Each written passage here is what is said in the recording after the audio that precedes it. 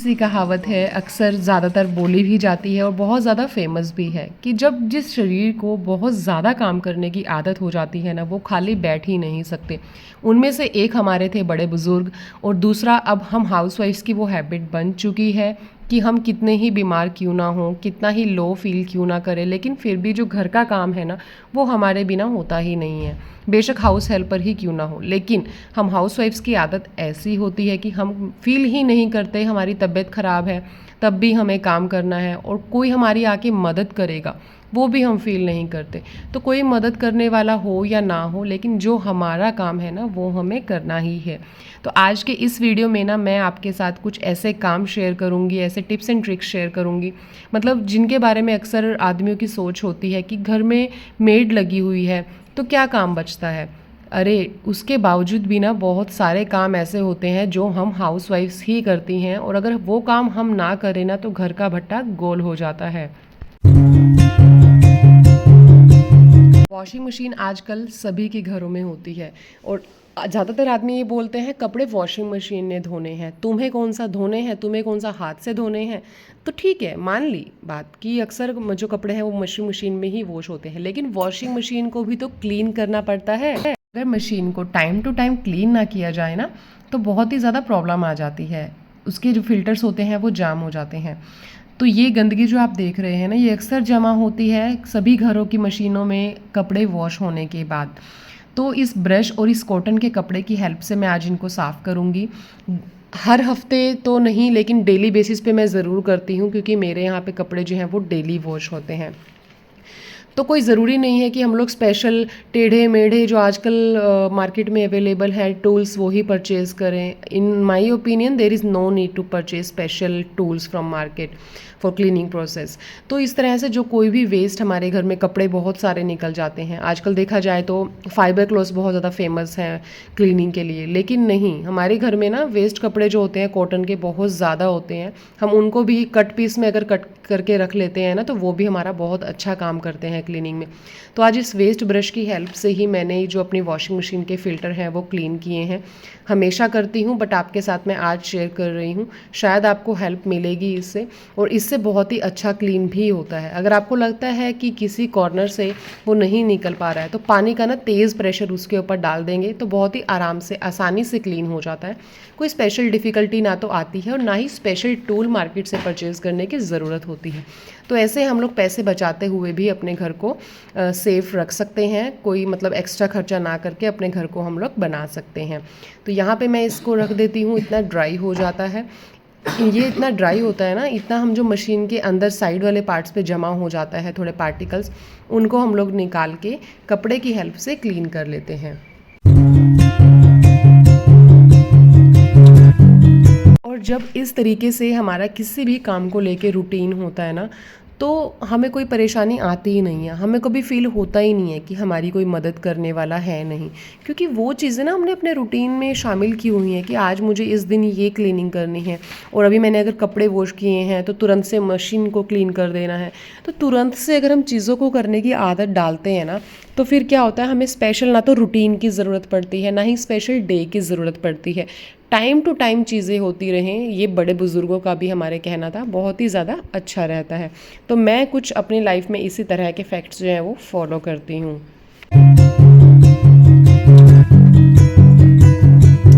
और मैं ये नहीं कहती कि तबीयत ख़राब है तब भी आप काम कीजिए। देखिए, सबके ना शरीर की बात होती है और सबको अपनी हैबिट्स की भी बात होती है। मतलब मुझे तो अक्सर आदत ऐसी है कि अगर मैं बेड पे बैठ भी जाती हूँ ना, मतलब मेरी तबीयत ख़राब भी हो जाती है ना, तब भी मुझे ये रहता है कि मेरा ये काम पेंडिंग रह गया और वो काम पेंडिंग रह गया। तो अभी जैसा कि मैंने आपको बताया, मेरी तबीयत थोड़ा सा डाउन चल रही है, मैं लो फील कर रही हूँ। तो इस दौरान पे ना जब भी मुझे थकावट फील होने लगती है, मैंने ये टैंग रखा हुआ है, ग्लूकॉन डी की ही फॉर्म होती है ये भी, इसको 2 स्पून मैं पानी में लेके ना ऐसे मिक्स करके ये पीती हूँ बैठ के। तो मुझे मतलब मेरी जो एनर्जी है ना वो चार्ज हो जाती है।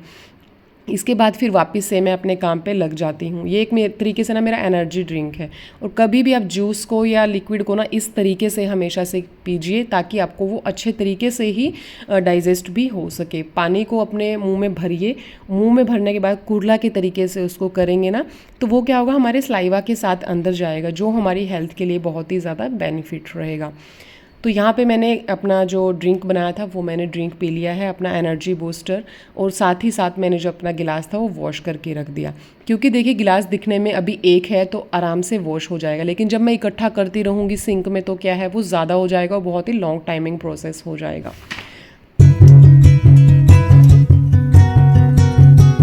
और आज के टाइम पे ना महंगाई इतनी बढ़ गई है ना कि मतलब खुद को ही अगर हम लोग एडजस्ट करना सिखाएं ना तो वो ज़्यादा बेस्ट रहता है। कुछ बड़े कपड़े जो होते हैं कॉटन के या मेरे हस्बैंड की जो शर्ट्स होती हैं वो ही मैं देती हूँ आयरन के लिए, क्योंकि ना 10 रुपये एक कपड़े का लेता है। तो घर में अगर कोई छोटे कपड़े हैं, जैसे मानो बच्चे अगर आपके घर में हैं, उनके छोटे कपड़े हैं, तो उनमें टाइम ही कितना लगता है प्रेस करने में। तो मैं क्या करती हूँ, उनको खुद ही प्रेस करती हूँ, मैं उनको बाहर नहीं देती हूँ, क्योंकि एक छोटे से कपड़े के 10 रुपये देना बेवकूफ़ी समझती हूँ। मुझे नहीं मतलब अच्छा लगता कि एक छोटे से कपड़े के हम इतने रुपए दें। और इस बात का खास ध्यान रखिए, चार्जर को कभी ऐसे बुरे तरीके से फ़ोल्ड करके मत रखिए। मैंने अक्सर देखा है काफ़ी लोगों को वो ऐसे रफली फ़ोल्ड करते हैं और रख देते हैं, जिससे उसका जॉइंट जो होता है ना वो ख़राब हो जाता है। ऐसे हाथ पे वायर को इस तरीके से फ़ोल्ड करके रखिए, जॉइंट वाली साइड पे थोड़ा सा स्पेस देंगे ना तो चार्जर कभी ख़राब नहीं होंगे। ये एक नायका का बैग है, यानी कि पेपर बैग, वो मैंने अपने बेड के साइड पे हैंग किया हुआ है, जिसमें छोटी छोटी चीज़ें जैसे मेरी स्पेक्स हो गई, मेरा चार्जर हो गया, वो सब मैं रखती हूँ यहाँ पे अरेंज करके, जिससे कि सब फैला हुआ नहीं लगता है। और देखिए फ्री में ही हमारा ऑर्गेनाइज़र भी बन जाता है, हमें कोई इतनी मतलब मार्केट से परचेज़ करने की ज़रूरत नहीं पड़ती है, लगा हुआ भी सुंदर दिखता है। तो मैं बात करती हूँ अब छोटे कपड़ों के बारे में। जैसे मैंने आपको बताया महंगाई बहुत बढ़ रही है, तो छोटे कपड़ों पे प्रेस खुद क्यों ना कर ली जाए। अक्सर घर में जब छोटे बच्चे हैं तो छोटे कपड़े भी होना वाजिब सी बात है। तो फिर और 5 मिनट ही लगते हैं, मतलब इतना टाइम नहीं लगता है कि हाँ हम लोग थकान फील करें कि हाँ अब प्रेस करनी है। तो क्या है ना, देखिए मैंने 2-3 शर्ट थी जो अभी वॉश की थी, इमीडिएट वॉश करने के सुखाने के बाद ना आप आयरन करेंगे तो ज़्यादा टाइम नहीं लगता है, बहुत ही शॉर्ट टाइम टेकिंग प्रोसेस होता है। मैंने कुल टोटल 5 मिनट में ही मैंने देखो दोनों तीनों जो शर्ट थी ना प्रेस करके नहीं आयरन करके रख दी हैं। अब जब बेटे को डालनी होंगी, उसको वेयर करनी होंगी, तो उसको स्पेशल बोलना नहीं पड़ेगा मुझे कि मम्मा मेरी ये शर्ट आयरन नहीं है, या उसकी यूनिफॉर्म की जो शर्ट है वो आयरन नहीं है। तो जैसे ही मैं इमीडिएट कपड़े वॉश करके सुखाती हूँ, तब ही जो कपड़ा मुझे वॉश करना मतलब कि आयरन करना होता है आयरन कर देती हूँ, जो बाहर आयरन के लिए देना होता है वो मैं बाहर दे देती हूँ।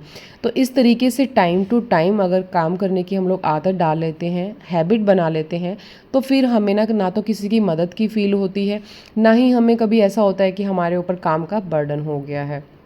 और देखिए हम लोग आयरन करते टाइम पे ना अक्सर रुमाल यानी कि जो हैंकीज़ होते हैं उनको छोड़ देते हैं, लेकिन उनको भी आयरन करना बहुत ज़रूरी होता है, क्योंकि अक्सर इनकी जो एजेस होते हैं ना, किनारे जो होते हैं वो ऐसे मतलब मुड़ जाते हैं, घूम जाते हैं कि वो ना बहुत ही गंदा दिखने लगता है। तो वो जो आप हैंकी को आयरन मत कीजिए, लेकिन जो उसके जितने किनारे मुड़ जाती है ना उसको आप एक बारी थोड़ा सा आयरन कर लीजिए, तो फिर क्या है आपका हैंकी जो है वो भी अच्छी शेप में आ जाता है और जैसी उसकी शेप नेचुरल होती है। अदरवाइज़ ना हैंकी सिकुड़ सिकुड़ के बहुत ज़्यादा छोटे भी होने लग जाते हैं और फिर वो दिखने में भी अच्छे नहीं लगते हैं।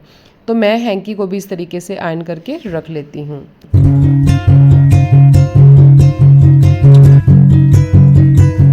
ये काम ना ऐसे काम हैं जो हमारे किसी को भी नज़र नहीं आते हैं, क्योंकि अक्सर सबको झाड़ू पोछा बर्तन यही नज़र आता है।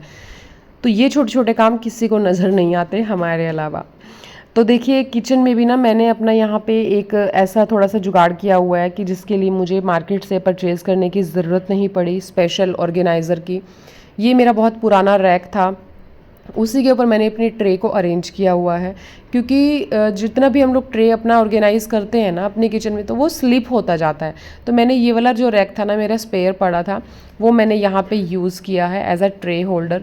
इसके अंदर जितना भी ट्रे था मैंने सारा खड़ा कर दिया, तो वो अभी स्लिप नहीं होता है, वो अच्छे तरीके से ऑर्गेनाइज हो जाता है।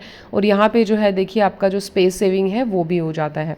तो इस तरीके से कोई भी अगर आपके घर में वेस्ट सामान है ना, तो उसको आप मतलब वेस्ट कहने से पहले या उसको फेंकने से पहले हमेशा सोचिए। और मैंने ऐसे इसको यूज़ किया ना तो मुझे बहुत ही अच्छा लगा। अब मेरी ट्रे जो है बिल्कुल भी स्लिप नहीं होती है। अगर आपके पास ऐसा कोई वेस्ट रैक नहीं है ना, कोई बॉक्स भी है रेक्टेंगल शेप में, जिस शेप में आपकी ट्रे है, तो आप वो भी यूज़ कर सकते हैं, ऐसा कोई ज़रूरी नहीं है। और अनटिल अनलेस जब तक मार्केट से मुझे कुछ ज़्यादा ज़रूरत नहीं पड़ती है ना परचेज़ करने की, तो मैं बिल्कुल भी नहीं करती हूँ। मुझे कुछ ऐसा समझ नहीं आया डीआईवाई करने की, तो मैंने ये वाला प्रोडक्ट मीशो से परचेज़ किया है। बहुत ही अच्छा होल्डर है ये आयरन को रखने का, अदरवाइज़ आयरन इधर उधर होती है ना, तो गिर के टूटने का डर रहता है। बहुत ही सुपर क्वालिटी है, लिंक मैं अटैच कर दूंगी वीडियो में। अगर आप परचेज़ करना चाहते हैं अपनी आयरन को सेव करने के लिए ऐसा सेफ कवर, तो परचेज़ कर सकते हैं, बहुत ही बेस्ट क्वालिटी का है। घर के ये छोटे मोटे काम करने के बाद भी थकावट हो ही जाती है। ऐसा तो नहीं है कि बड़े काम करने के बाद ही थकावट होती है। जब बॉडी में कैपेसिटी ना हो, हम लोग लो फील करते हैं ना, तो ज़्यादा हिम्मत नहीं होती है कुछ अच्छा बनाने की।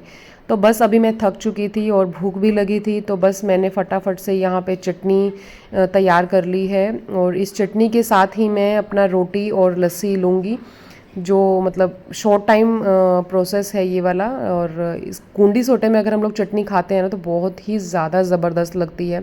तो मैंने आज चटनी लस्सी के साथ ही जो है वो रोटी खाई है। अब सब्जी बनाती तो उतना टाइम नहीं था, बस फटाफट से चटनी कूटा और रोटी खा ली। और कौन कौन एग्री करता है कि ऐसे कुंडी सोटे से कूटी गई चटनी और भी ज़्यादा लाजवाब टेस्ट लेके आती है। आई होप आपको वीडियो पसंद आया होगा, कुछ सीखने को मिला होगा।